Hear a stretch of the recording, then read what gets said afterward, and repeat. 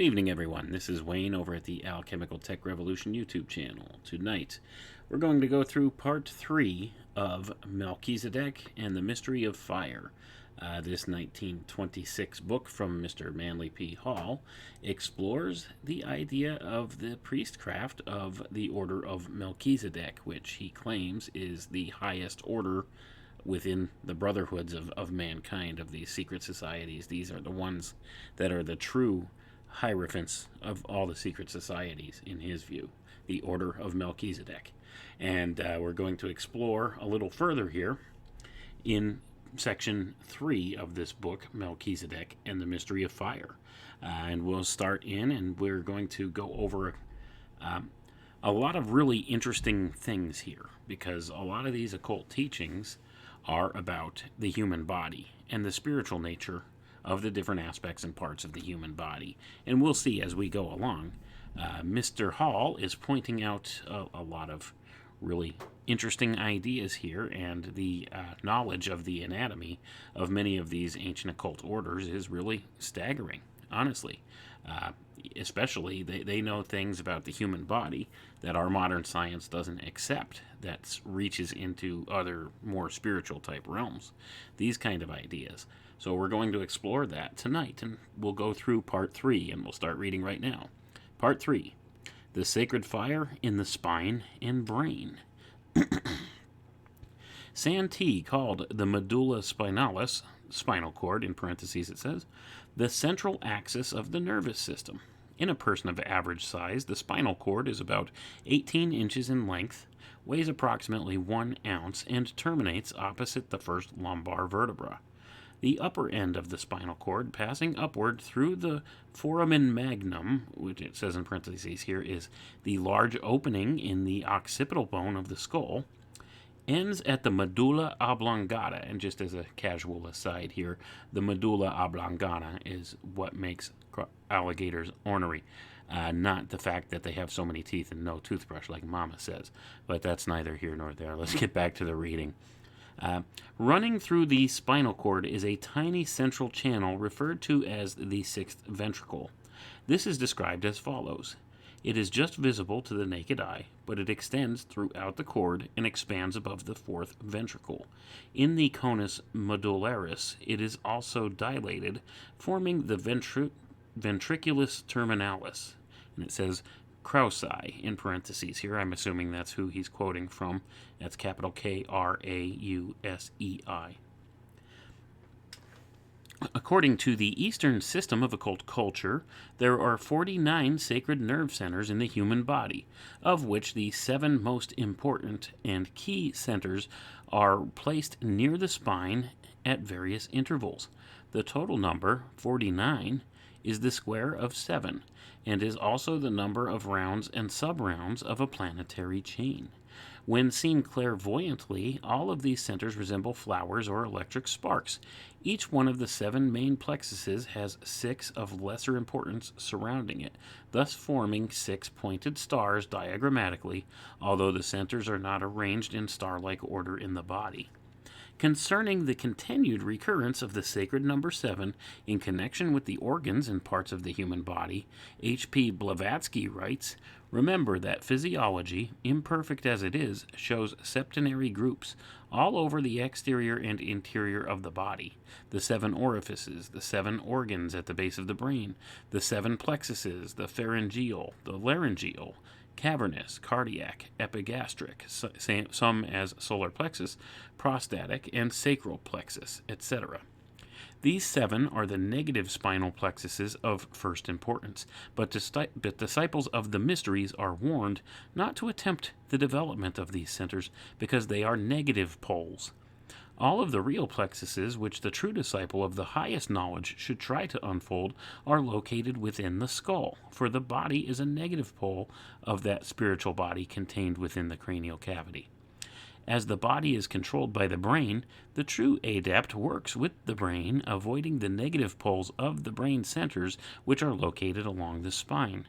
Proper development of the 7 brain discs, or spiritual interpenetrating globes, results in the awakening of the spinal flowers by an indirect process. beware of the direct process by concentrating upon or directionalizing the internal breath towards the spinal centers. Madame Blavatsky might have added to her list of septenaries the 7 sacred organs about the heart, the 7 ductless glands of first importance, the 7 methods by which the body is vitalized, the 7 sacred breaths, the 7 body systems, bones, nerves, arteries, muscles, etc., the 7 layers of the auric egg, the 7 major divisions of the embryo, the 7 senses, 5 awakened and 2 latent, it says in parentheses, and the 7-year periods into which human life is divided. All of these are reminders of the fact that 7 primitive and primary spirits have become incarnated in the composite structure of man, and that the Elohim are actually within his own nature, where from their 7 thrones they are molding him into a septenary creature. One of these Elohim, which corresponds to a color, a musical note, a planetary vibration, and a mystical dimension, is the key consciousness of every kingdom in nature. The Elohim also take turns in controlling the life of the human being. And I'm going to pause here, folks. All this information that's being presented now, okay, Mr. Hall is alluding to more of a spiritual type body that actually coexists within our material physical bodies. This is what he's talking about. These are the occult ideas that he's referring to here. And I would also add that whether you believe any of this stuff or not is irrelevant, because there are people in positions of power in this world that absolutely believe that these things are actual truths, and they act accordingly. And the things that they do to act on these beliefs will affect us all. So we need to keep that in mind. So see, the thing people need to understand about this is whether it sounds nonsensical to you or not, there are people that believe this stuff and have studied this stuff in depth and know certain things associated with these teachings and how to use them to manipulate people in different ways. And that is exactly what they do. So if you think it's all a load of hooey or not, it's irrelevant, because there are people in this world in positions of power that absolutely believe this stuff and act upon those beliefs. So that's why I think it's important to get this stuff out in the open so we know who these people are that we're dealing with. And I do find a lot of interesting truths to be encapsulated in many of these teachings. The thing is, though, a lot of them have been twisted and perverted in a negative fashion and used as a weapon against the masses of humanity.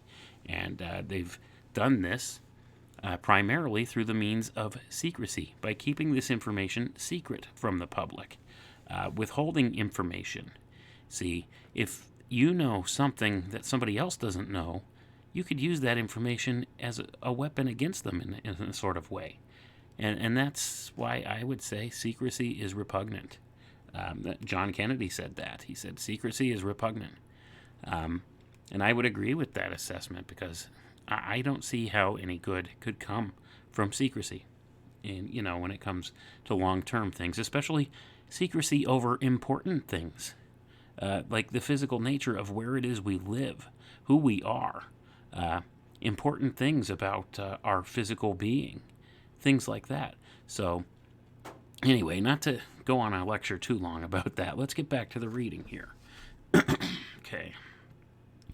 According to the ancient Brahmins, the lord of the human race is keyed to the musical note Fa, and his vibration runs through the minute tube in the spinal column. This tube is called the Sushumna. The essence moving through the Sushumna finally blossoms outward, forming a magnificent flower in the brain. This is called Sahasrara, the 1,000-petaled lotus, in the midst of which is enthroned the divine eye of the gods. In India, it is possible to secure inexpensive chromos showing a meditating yogi with these flower centers along the spine, connected together by the 3 nagas, or serpent gods, which represent the divisions of the spinal cord. The caduceus of Hermes shows the 2 serpents wound around the central staff, where they vibrate as the sharp and flat notes of the central stem. The Naga gods, or serpents, often symbolized with human heads, sometimes as cobras with 7 heads, are favorite motifs in Oriental art. In an isolated part of the jungle in Indochina stand the remains of the ancient city of Angkor, which is also known as Angkor Wat these days, concerning the building of which nothing is known, although the natives maintain that its great structures were raised in a single night by the gods. These buildings contain hundreds of carvings of great serpents, most of them hooded cobras. In some cases, the bodies, being of great length, are used as railings around walls and the sides of steps. In the Indian chromos, the blossoms along the spine are often shown with varying numbers of petals. For example, the one at the base of the spine has but 4 petals, the next above 6. Each of these petals is inscribed with a mysterious Sanskrit character representing a letter of the ancient alphabet. The petals are believed to indicate the number of nerves branching from the plexus or ganglion. The lotus blossoms are often ornamented with the figures of the gods, for all of the deities of the Brahmin pantheon are related to nerve centers in the human body, and the proclivities which they demonstrate mythologically are symbolically of activities within the nature of man. Going to pause there, folks. What do we always tell you about many of these ancient cultures and these mythologies? The idea of these gods. These people didn't necessarily worship these gods per se. These are aspects of nature, and these are aspects of the human body being represented in myth. See, it's allegorical. What they're talking about is allegory of sorts. So they're telling you important things. These things are always encoded in the different mythologies and stuff like that. And that's exactly what this is talking about here. These are aspects of the natural world, aspects of nature, aspects of man himself, man's physiology even, represented through these mythical archetypes. And that's exactly what's being demonstrated right here. Anyway, back to the reading. One Oriental painting shows 3 sunbursts, one covering the head, in the midst of which sits Brahma with 4 heads, his body a dark, mysterious color. The second sunburst, which covers the heart, solar plexus, and upper abdominal region, shows Vishnu sitting in the blossom of the lotus on a couch, formed of the coils of the serpent of cosmic motion, its 7 hooded head forming a canopy over the god. Over the generative system is a third sunburst, in the midst of which sits Shiva, his body a grayish white, and the Ganges River flowing out of the crown of his head. This painting was the work of an Indian mystic who spent many years on the figures, subtly concealing therein great truths. The Christian legends could be related to the human body by the same method as the Oriental, for the meanings concealed in the teachings of both schools are identical. In Masonry, the 3 sunbursts represent the gates of the temple, at which Hiram is struck, there being no gate in the north, because the sun never shines from the northern angle of the heavens. The north is the symbol of the physical because of its relation to ice, crystallized water, and to the body, crystallized spirit. Gonna pause there, folks. Ever wonder about that text in the Bible that talks about how Lucifer will sit in the sides of the north? That's what this is referring to in the physical world, see? He wants to sit in the sides of the north. So he wants to rule over this physical world. That's what that speaks of.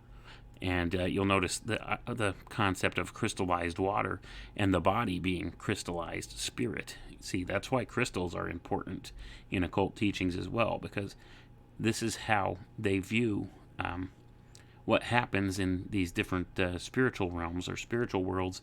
Is things start in, say, like the archetypal world or world of thought, and they eventually step down gradually through these different steps into the raw physical world, and they crystallize into physical forms and physical manifestation here. That's the kind of ideas they believe, so that's what they're talking about here. But anyway, let's get back to the reading.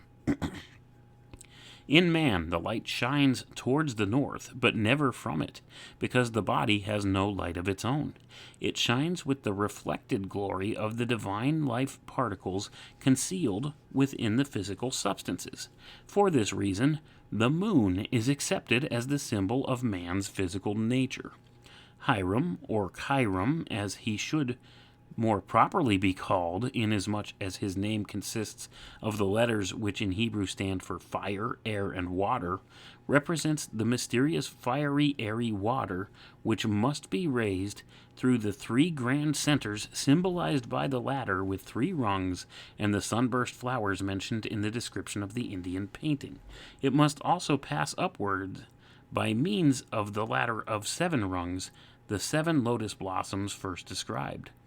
These blossoms need not be considered entirely from an Oriental angle. Christians could properly call them the Stations of the Cross, for they are sacred places where the redeeming fire stops for a moment on its way up Calvary to liberation. Gonna pause there, folks. Now, do you hear how he's relating this in an allegorical sense to an actual physical process within the human body? And we'll get to that. We'll see. This next part is going to break it down a little further for you. But that's what they're talking about. Calvary represents the skull, or the brain. So that's where liberation is. This is talking about transmuting your spiritual nature alchemically from that of the lower animal to the higher spiritual man. And, this is kind of how they describe illumination and this kind of thing. Anyway, back to the reading. The spinal column is a chain of 33 segments divided into 5 groups. 1. The cervical or neck vertebrae, 7 in number. 2. The dorsal or thoracic vertebrae, of which there are 12, 1 for each rib. 3. The lumbar vertebrae, 5 in number. 4. The sacrum, 5 segments fused into 1 bone. And 5. The coccyx, 4 segments considered as 1. The 9 segments of the sacrum and coccyx are pierced by 10 foramina, through which pass the roots of the tree of life. 9 is the sacred number of man, and there is a great mystery concealed in the sacrum and coccyx. That part of the body, from the kidneys downward, was called by the early Kabbalists the land of Egypt, into which the children of Israel were taken during captivity. Out of Egypt, Moses, and it says in parentheses here, the illuminated mind, as his name signifies, led the tribes of Israel, the 12 faculties, by raising the brazen serpent in the wilderness upon the symbol of the Tau cross.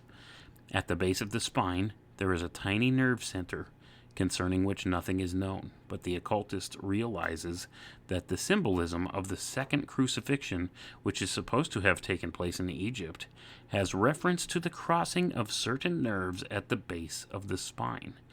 A friend visiting Mexico was good enough to count the rattles on the tails of stone images of Quetzalcoatl, or Kulkulkan, as he is sometimes known.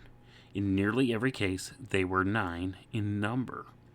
The cosmic hierarchy controlling the constellation of Scorpio has control of the occult fires in the human body. To symbolize this, they were given the name of the serpent gods, and the priests initiated into their mystery wore the coiled serpent in the form of the uraeus upon their foreheads. These priests also often carried flexible staffs, carved in the form of a snake and from 6 to 10 feet long. The wood of which they were made was specially treated by a process now lost. At a certain part of the ceremonial, the priests bent the flexible staffs into circles, placing the tail of the carved snake into its mouth, accompanying the process with secret invocations. The transcendentalists of the Middle Ages did the same thing, but not with the full understanding possessed by the ancient priests. The lords of Scorpio, being the great initiators, accepted none into the mysteries, save when the sun was in a certain degree of Taurus, symbolized by Apis, the bull. When the bull carried the sun between his horns, the neophytes were admitted. In geocentric astrology, this takes place when the sun is supposedly in the last decan of the constellation of Scorpio. This is true not only in the ancient Egyptian rituals, but it is still true in the mystery schools. Candidates for the occult path of fire are to this day admitted only when the sun is geocentrically in Scorpio and heliocentrically in Taurus. The star group constituting the constellation of the Scorpion closely resembles a spread eagle and is one of the reasons why that bird is sacred to Freemasonry, which is a fire cult. Gonna pause right there, folks. Did you hear a couple of things that Manly P. Hall just said in there? First of all, he pointed out the concept that they use geocentric astrology as well as heliocentric astrology for determinations of ritual practices. So that tells us right there that they're well aware of at least two different processes of reading the sky clock. Okay? So using these ideas together in tandem tells us that there are people in positions of power in this world that have learned how to read and encode these different ritualistic patterns and stuff in the sky in different ways. So they use these things in their planning, and sometimes it's hard for us to pick out which planning phase they're using. So this is what they're talking about, and they're saying here that it's only at certain times of the year when the sun's in certain positions that they admit new initiates into this fire cult. And he admits right here Freemasonry is a fire cult. He says it very plainly, and I'll read that last sentence again. The star group constituting the constellation of the Scorpion closely resembles a spread eagle and is one of the reasons why that bird is sacred to Freemasonry, which is a fire cult, period. So that also tells you why they use the eagle as a symbol. It represents Scorpio, okay? And Scorpio, being the great initiator, talking about secret processes of initiation, and he talks a little earlier about how the priests used to carry these special staffs that they were able to actually bend into the circle of the serpent eating his tail, which is also a symbol known as the Ouroboros, and is also considered to be the true seal of Solomon, not the six-pointed star as many are accustomed to thinking. That's not the real seal of Solomon. The Ouroboros is the real seal of Solomon. But that's what that represents as well. But anyway, not to babble on too long about that. There's still a lot of important things to cover in the rest of this. So let's continue on. Although the three tubes of the spinal cord are called in the ancient wisdom the Nagas, or whirling snakes, and the serpent which cannot die till sundown was accepted as their symbol, the scorpion has also been used as emblematic of the spinal fire. This scorpion was called Judas the Betrayer, for he is a backbiter, carrying his sting in the sacrum and coccyx. We are reminded of the legend of Parsifal, for the Castle of Klingzo, the evil magician, located at the foot of the mountain in the midst of the Garden of Illusion, is merely a symbol of this city of Babylon and the land of darkness, where all too often the Son of God is tempted to sacrifice his immortality. Here also is the scene which Goethe called Walpurgis Night. It is here also that the false light is chained for 1,000 years, as related by Milton in Paradise Lost. Concerning the descent of the spirit of fire down the spine into the place of darkness, Milton says, "Him the almighty power hurled headlong flaming from the ethereal sky, with hideous ruin and combustion, down to bottomless perdition, there to dwell in adamantine chains and penal fire." It is also from here that the hordes of scorpions arose, spreading blight and destruction to all the earth, as it is related in the book of Revelation. Here also is the rock Moriah, over the brow of which Hiram is buried. Here lurks Typhon, the destroyer, and Satan, who was stoned. This is the dwelling place of the false light, to differentiate it from the true light, which shines out through the regions of Shamayim above. Between these two lies the length of the spinal cord, a rope connecting the ark and the anchor. Gonna pause right there, folks. Do you see what Mr. Manly P. Hall is telling you here? He's telling you that basically this is an alchemical process of the enlightenment of man, that this spinal cord fire, this fire exists in your spinal cord, this alchemical fire, and the initiation process is supposed to draw this higher into the brain. It pulls your creative force out of the animal creative force which is located in the sacrum and coccyx area, indicating your animal nature and enlightening you, bringing you up to a spiritual form of enlightenment and intelligence, denoted by the base of the brain here. And this is what it's talking about. And he's also saying here, between these two lies the length of the spinal cord, a rope connecting the arc and the anchor. Your sacrum and coccyx area being your anchor, and the arc being that escape from this material plane, that being the brain or the intellect. You see, they believe that by overcoming your animal nature, you can achieve godhood through the use of your intellect. And that's kind of what it's talking about here. All right. But let's just get back to the reading here. I'm just going to emphasize something else, too. Earlier, he talked about that sacrum and coccyx area being referred to as the quote-unquote the land of Egypt.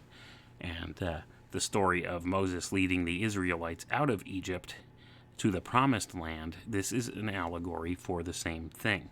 You see, it relates back to the human body. The divine fire, this spiritual fire within your spinal cord, the spinal fire he's talking about, it's drawing this up from the lower animal area to the higher mind. You see, that's what he's talking about here. Anyway, let's get back to the reading, though. There is a legend among the Orientals to the effect that Kundalini, the goddess of the serpentine spinal fire, growing tired of heaven, decided to visit the new earth, which was being formed in the sea of space. She therefore climbed down a rope ladder, the umbilical cord, it says in parentheses, from heaven, and found an island, in parentheses it says the fetus, in the Sea of Meru, and it says here in parentheses the amniotic fluids, surrounded by the mountains of eternity, and it says in parentheses the Chorion, all of which existed within the egg of Brahma, and it says in parentheses the womb of Matrapadma. After exploring the island, Kundalini decided to return up the ladder once more, but as she was about to ascend, the ladder was cut from above, and it says in parentheses, the umbilical cord severed at birth, and the island drifted off into space. In fear, Kundalini ran and hid herself in a cave, and it says in parentheses, the sacral plexus, where, according to certain of the Eastern teachings, she remains coiled like a cobra in the snake charmer's basket, from which she can be lured only by the three mysterious notes of the charmer's flute. When Kundalini begins to unwind, she ascends as a serpentine stream of fire through the spinal canal and into the brain, where she stimulates the activity of the pituitary body. Gonna pause right there, folks. Do you see this allegory that Hall is pointing out here? This allegory for birth, for descending from heaven into physical materiality and being born into the world. From heaven, this island, that would be the fetus, in the Sea of Meru, the amniotic fluids, etc., etc. This illustrates to me the importance of the works of one Mr. Kurt Kallenbach, and if you're not familiar with him, go check him out. He talks about these different legal ideas and how they use this straw man identity concept to enslave us in certain ways, as far as tying us to a corporate paper entity for the most part. And it all has to do with the birth certificate. And this is exactly the types of stuff that he points out, using the Bible as his guide to do so. And I think a lot of his work is very important, especially if we want to know how to proceed legally going forward according to natural law. So anyway, that's just a little aside there for people. Going to get back to the reading here, though. The spine may be divided horizontally into three sections. The lowest section includes the lumbar vertebrae, together with the segments forming the sacrum and coccyx, and is surrounded by a brick-red haze of a lurid and angry color. The haze is oily in texture and causes the sacrum and coccyx to appear the color of dried blood. The color, however, is living rather than dead. Higher up towards the lumbar vertebrae, the color is somewhat lighter and not so angry looking. It gradually turns to orange, and through the section composed of the 12 dorsal vertebrae, there is a golden glow radiating outward from a thread-like line of what appears to be a river of yellow fire. These colors extend somewhat outward along the nerves which branch off from the spine between the vertebrae. A little higher, the yellow becomes flecked with green, and through the cervical section, the stream becomes faintly electric blue. Through the ida and pingala, two lateral tubes through the spinal cord, paralleling the central tube on either side, this stream of fire goes up and down incessantly. The farther up the fire goes, the thinner and less brilliant its hues, but the purer and more beautiful the colors, until finally they meet in a seething molten mass in the pons of the medulla oblongata, where the fire begins almost immediately to permeate the third ventricle and agitate the pituitary body. This tiny form is described by Santee as follows. The hypophysis, pituitary body, it says in parentheses, is composed of two lobes bound together by connective tissue. A sheet of dura mater, diaphragma solae, it says in parentheses, holds them in the hypophyseal fossa. The anterior lobe, the larger, is derived from the epithelium of the mouth cavity and in structure resembles the thyroid gland. Its closed vesicles, limed with columnar epithelium, in part ciliated, contain a viscid jelly-like material, pituita, I can't even pronounce this, pituita, it says in parentheses, which suggested the old name for the body. The anterior lobe is hollowed out on its posterior surface, and it says in parentheses, kidney shape, and receives the posterior lobe, the infundibulum, into the concavity. The hypophysis has an internal secretion which appears to stimulate the growth of connective tissues and to be essential to sexual development. The pituitary body is the negative pole, yet it plays many roles in the development of spiritual consciousness. In one sense of the word, it is the initiator, for it raises the candidate, and it says in parentheses, the pineal gland. Being of feminine polarity, the pituitary body lives up to its dignity by being the eternal temptress. In the Egyptian myths, Isis, who partakes of the nature of the pituitary body, conjures Ra, the supreme deity of the sun, and it says in parentheses, who is here symbolic of the pineal gland, to disclose his sacred name, which he finally does. The physiologic process by means of which this is accomplished is worthy of detailed consideration. Okay, going to pause again, folks. He's talking about allegorical ideas tied up in the Egyptian mythology now, speaking of this process of the enlightenment of the human being through the use of this spinal fire. He's equating this to a physiological, spiritual process within the body. Okay, he's saying that this happens in the physical body, and within our physical body, there's also an ethereal type body that's tied into this. And I don't know if he talks about it in this book, but this is what they believe. The body, there's 4 different bodies that actually permeate through different spiritual realms, per se, that are all tied and anchored to this gross physical body. And that's kind of one of the things they're talking about. So these things, whether you take them as being like literal in the sense of physiology, and I could say, the physiology is definitely there. Like these parts of the spine and stuff do exist, and there are certain processes that kind of sound the way he's describing them here. But is this what he's talking about, or is he speaking of these things in a more spiritualized sense or an allegorical sense? Hard to say for sure, but this is what he's talking about, and this is what they believe. But you see how he tied it back to the Egyptian mythology. See, they reveal a lot more information in mythologies than what people would equate it to. They just look at the surface narrative of the story, but there's so much hidden meaning underneath. And that's the esoteric portion of it. See, the exoteric story does not give it full justice. That's why when people look back at some of these myth stories, they look at it and think, oh, it just sounds stupid and doesn't make sense. Well, when you're relating it to something like this, well, there's a whole lot of, hidden meaning there that could be garnered from it, isn't there? But anyway, not to ramble on too long about that, but let's get back to the reading. The pituitary body begins to glow very faintly and Little rippling rings of light pour out from around the gland and gradually fade out a short distance from the pituitary body. As occult growth continues, according to the proper understanding of the law of occultism, the emanating rings around the gland grow stronger.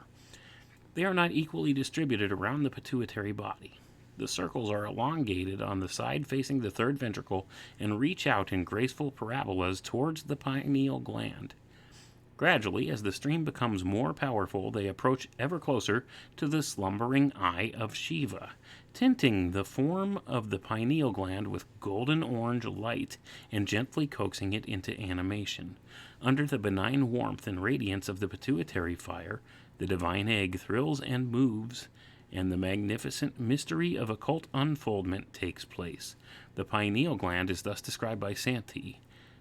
Quote, pineal body, corpus pinealis, is a cone-shaped body, 6 millimeters, 0.25 inches high, and 4 millimeters, 0.17 inches in diameter, joined to the roof of the third ventricle by a flattened stalk, the habenula. It is also called the epiphysis. The pineal body is situated in the floor of the transverse fissure of the cerebrum, directly below the splenium of the corpus callosum, and rests between the superior colliculi of the quadrigeminal bodies on the posterior surface of the midbrain. It is closely invested by pia mater. The habenula splits into a dorsal and ventral lamina, which are separated by the pineal recess. The ventral lamina fuses with the posterior commissure, but the dorsal stretches forward over the commissure in continuity with the roof epithelium. The border of the dorsal lamina is thickened along the line of attachment to the thalamus and forms the stria medullaris thalami, the pineal stria. The thickening is due to the presence of bundles of fibers from the columna of the fornix and the intermediate stria of the olfactory tract. Gonna pause there, folks.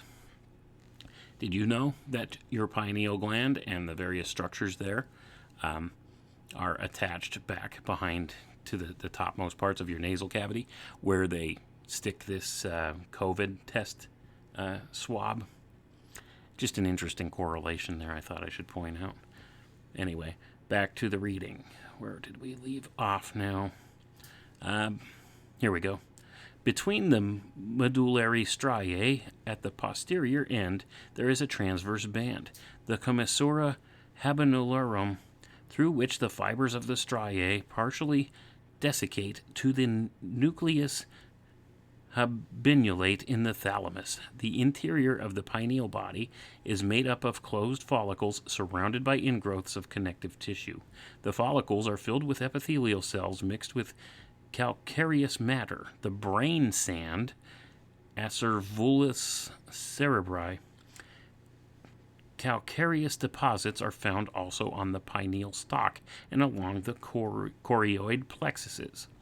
The function of the pineal body is unknown. Descartes facetiously suggests that it is the abode of the spirit, and it says in parentheses, the sand of man. In reptiles, there are 2 pineal bodies, an anterior and a posterior, of which the posterior remains undeveloped, but the anterior forms a rudimentary cyclopean eye. In the Hatteria, a New Zealand lizard, it projects through the parietal foramen and presents an imperfect lens and retina and, in its long stalk, nerve fibers. The human pineal body is probably homologous with the posterior pineal body of reptiles. The pineal gland is a link between the consciousness of man and the invisible worlds of nature. Whenever the arc of the pituitary body contacts this gland, there are flashes of temporary clairvoyance, but the process of making these two work together consistently is one requiring not only years, but lives of consecration and special physiological and biological training. This third eye is the cyclopean eye of the ancients, for it was an organ of conscious vision long before the physical eyes were formed, although vision was a sense of cognition rather than sight in those ancient days. Gonna pause there, folks. You see how they relate it to the tail of the Cyclops. This is your cyclopean eye, okay? And the third eye. The pineal gland, the third eye. That's what they're talking about. It gives you cognition, sight beyond sight. That's what they claim here. And it says here that this was an organ of conscious vision long before the physical eyes were formed. They're once again hearkening back to the idea of a type of creature that exists before humanity, before we became modern man, a type of proto-humanity, that kind of thing. But anyway, let's get back to the reading here. As man's contact with the physical world grew more complete, he lost his inner understanding together with the conscious connection with the creative hierarchies. In order to regain this connection, it is necessary for him to rise above the limitations of the physical world. He must not, however, sever his connection with humanity by becoming a recluse or an impractical dreamer. The occultist must not walk out of anything. He must work out of everything. In the pineal gland there is a tiny grit, or sand, concerning which modern science knows practically nothing. Investigations have shown that this grit is absent in idiots and others lacking properly organized mentality. Occultists knew that this grit is the key to the spiritual consciousness of man. It serves as a connecting link between consciousness and form. And I'm going to pause right there, folks. When he's talking about idiots, he's talking about people with mental deficiency developments, things of that nature, cognitive impairments, and that kind of thing. That's what he's saying there. But he's talking about occultists know that this grit is a key of the spiritual consciousness of man. Remember when they were talking about sand just earlier? How about this is the sand of man, the consciousness of man? That's kind of what they're talking about here. Whether this is true or not, who could say? All of this could be allegory, or it could be hearsay, or it could be nonsense. But once again, I would urge you to remember that whether you think any of this stuff has merit or not, there are people in positions of power in this world that wholeheartedly believe this stuff and act upon it, and what they do will affect us. So we need to keep that in mind. So this is why it's important for us to know exactly what it is that these people believe and the things that they act upon. And this is what we're getting in this book here. It's very jam-packed full of important occult information. So we're going to continue on. The foregoing will give brief understanding of part of the mystery of man's occult anatomy. Those with discerning eyes will see in the spinal canal leading upward into ventricles of the brain, through certain doors concerning which science is ignorant, the passageways and chambers of the ancient mysteries. They will realize that the spinal spirit fire is the candidate who is being initiated. In the triangular room of the third ventricle, the Master Mason's degree is given. Here the candidate is buried in the coffin, and here, after 3 days, he rises from the dead. The lower degrees of the ancient mysteries led through tortuous passageways where howling and crying rent the air, and the flames of the inferno flickered through the darkness. The neophyte, seeking for light, was first led through the underworld, where he fought strange beasts and heard the wailing of lost souls. All this was emblematic of man's own lower nature, through which his spiritual ideals must rise to illumination and truth. The higher degrees of the mysteries took place in beautiful domed buildings where white-robed priests chanted and sang, and lights from invisible lamps shone on golden jewels. The greater mysteries represented the felicity of the soul surrounded by light and truth. They symbolized that man had raised himself from the darkness of ignorance into the light of philosophy. Plato said that the body is the sarcophagus of the soul, for he realized that within the form was an immortal principle which could free itself from mortal sheath only by death or by initiation. By the ancients, these two were considered almost synonymous. For that reason, the dying Socrates ordered his disciples to make an offering at the time of his death, similar to the one which candidates made when about to be initiated into the Eleusinian mysteries. The mystery of the all-seeing eye was sometimes symbolized by the peacock, because this bird had eyes. in all of its feathers. In honor of the sacred eye in the crown of the head, the monks of all nations shave their hair over the place which it is supposed to look out. Small children who have but recently completed their embryonic recapitulation of humanity's early struggle for life have an unduly sensitive area about the crown of the head.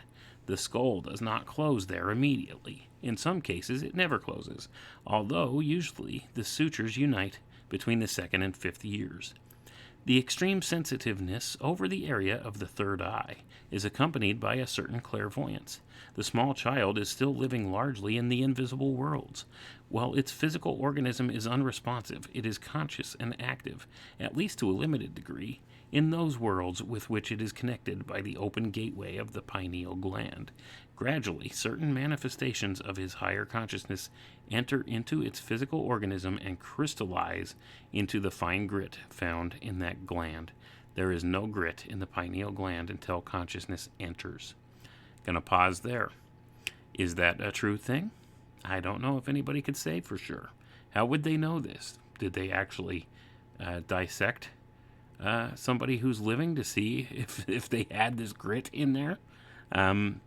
Think about that. There's no way to prove this. So this is just more hearsay as far as I'm concerned about the aspect of the grit. It may be something that's there, but whether it's only there for those people who've, entered consciousness or have been enlightened or not, who can say for sure? But that's kind of what he's getting at here. Anyway, back to the reading, and we're almost done, so just bear with me here. Not only are the two glands in the head tremendously important, but the whole glandular system, especially the ductless glandular system, exercises tremendous sway over the human system. The white blood corpuscles are not actually manufactured in either the pancreas or the spleen, but are really formed by activity of the etheric double, which is connected to the physical form through the spleen. A continuous stream of partly etheric white blood corpuscles pours from the invisible world into the visible organism through the gateway of the spleen. The same is true of the liver, for the red blood corpuscles are to a certain degree a crystallization of astral forces, for the liver is the portal leading into the astral body. Gonna pause there again, folks. Remember what I told you before about how they believe in the four different bodies that exist for a person, not just the physical, but also an ethereal and an astral body. And they say the spleen is the gateway to the ethereal and the liver is the gateway for the astral within the body. That's what he's saying right here. And this gets back down into more different occult ideas about who it is that we are and how we exist in the world that we live in. There's a lot of hidden things in invisible worlds around us that these people teach about. Now, are they true or not? Who could say? But I think this is important information, and the ancient peoples understood these things. They knew about these things, and maybe this could give us a more accurate description of how our world really works, because we've been lied to in so many ways about everything through our education and everything else. So I think there could be some merit to some of these ideas that he's presenting here. I would definitely agree that there's spiritual worlds beyond our own here, and there's different dimensions beyond this one, and that we, being human beings, are the actual doorway, the connection between these different worlds or dimensions per se. So, with that being said, I think there might be some merit to some of the things he's talking about, and it's worth investigation. So, if a lot of this stuff winds up to be true or have some aspects of truth to it, it's definitely worth exploring.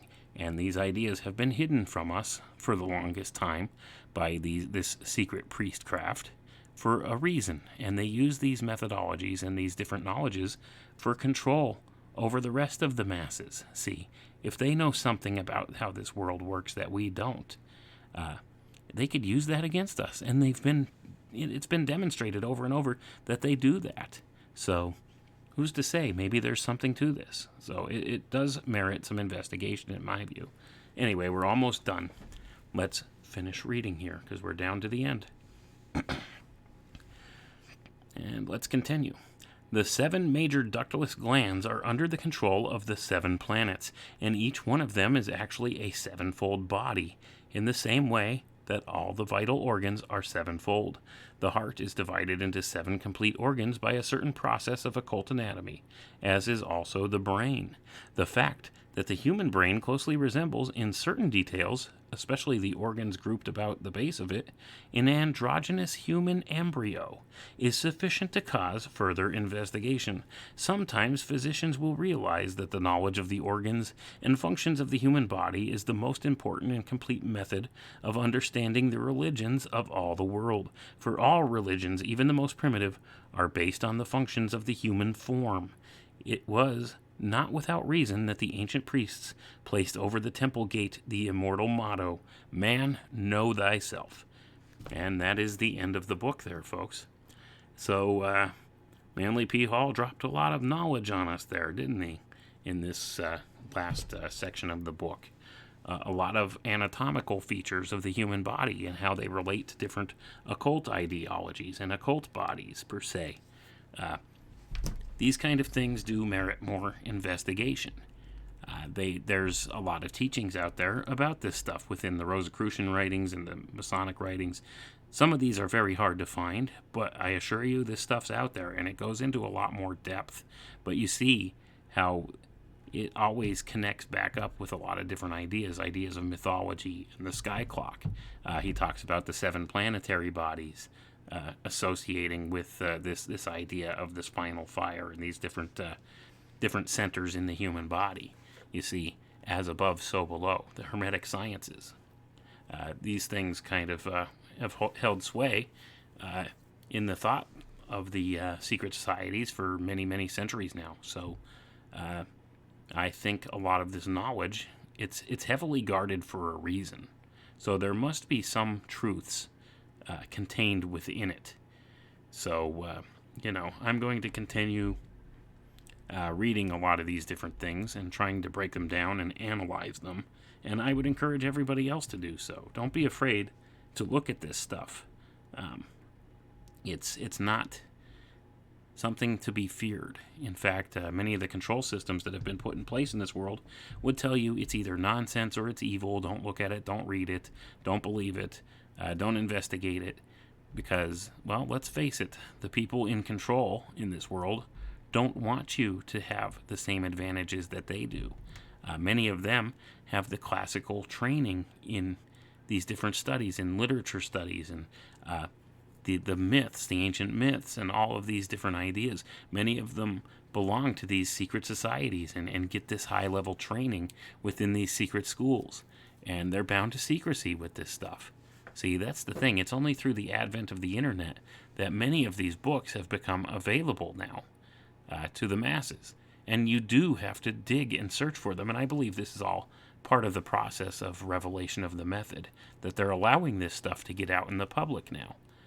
Because, see, we're at the point of time where all these things will be revealed, and they know it, and they believe they have enough control over society right now that they don't fear people finding this stuff out. So it's out there, it's available right under our noses in public. And with the advent of the internet, this stuff has become available in a way where it wasn't in generations past. It wasn't until the past maybe 15 years that a lot of this stuff started circulating in earnest, without having to go search through old musty Masonic libraries and used bookstores and stuff like that to try to find this stuff. It's readily available on the internet now for anybody who has the tenacity to go look for it and has some kind of a clue what it is they're looking for. All you have to do is search for the stuff, and it's out there. And sometimes you might not find it right away, but it's out there to be found.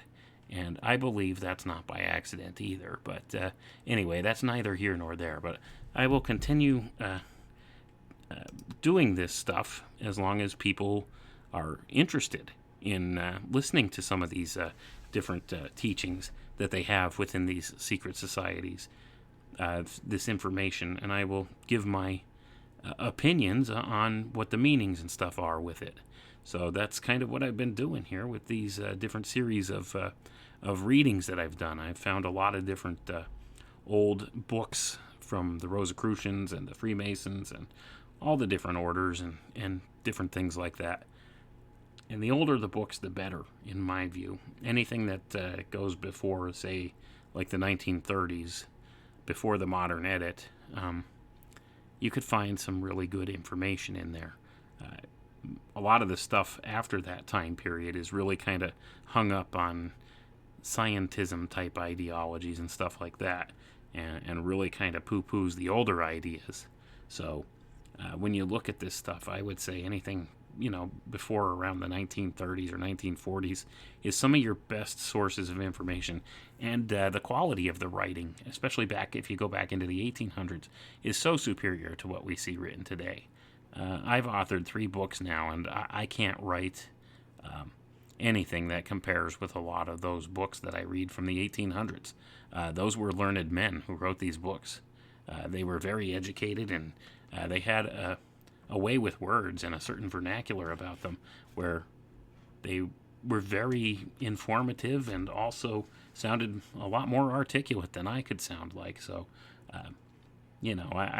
I do look for that stuff, and I like especially the books from the 1800s for a lot of this occult information, because it's not really given that twist that it's had here, like since the advent of the counterculture of the 1960s, where everything's all about Aleister Crowley and this and that and the other thing.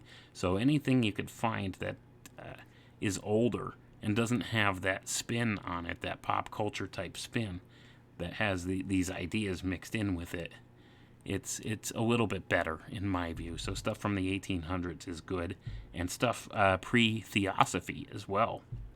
A lot of the early books on theosophy and the stuff that falls before theosophy actually came about as a movement and became a popular thing. A lot of those books actually have a lot of really good information packed in them as well. But anyway, thanks for hanging out with me again tonight, guys, and we'll see you next time. I'm not sure what it is I'm going to break apart next, but whatever it is, I assure you it'll be interesting, much like this book has been. Thanks again. Have a good night.